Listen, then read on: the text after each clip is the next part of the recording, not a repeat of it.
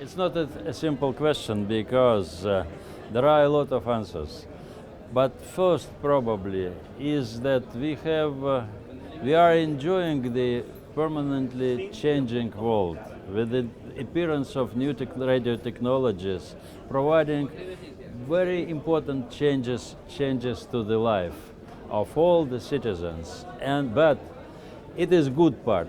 But there is a negative part that all the changes in the spectrum use needs very careful investigation, because you are obliged to look not only for the possibilities for newcomers, but also to protect the existing users.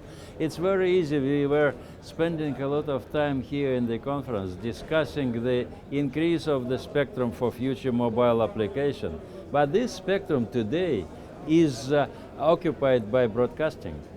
And fortunately, we are now in the stage of conversion from analog to digital television, and there is a possibility to decrease. But this is the kind of difficulties which we are facing, and this is an example which is not a unique one.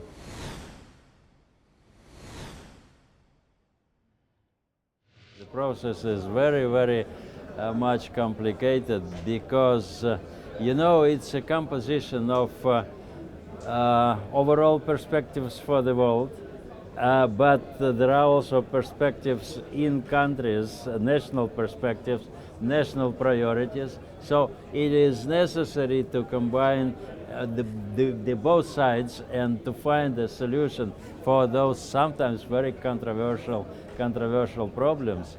But this is why we are here.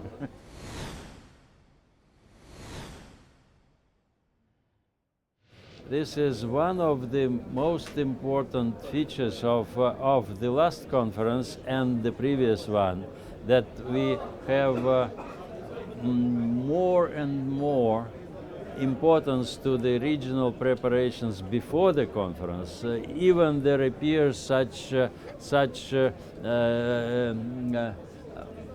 documentation as common regional proposals, which is not formally within the ITU documentations, but it is the pre-conference coordination on the regional basis helps a lot to find the coordination on the global basis, and all the critical questions in the conference when there were some divergence of views in the official committees or in the plenaries, they were settled thanks to interregional informal sometimes discussions, informal coordination, but after that the formal decision became easier. So it is very much important that we have this involvement of regional organizations here.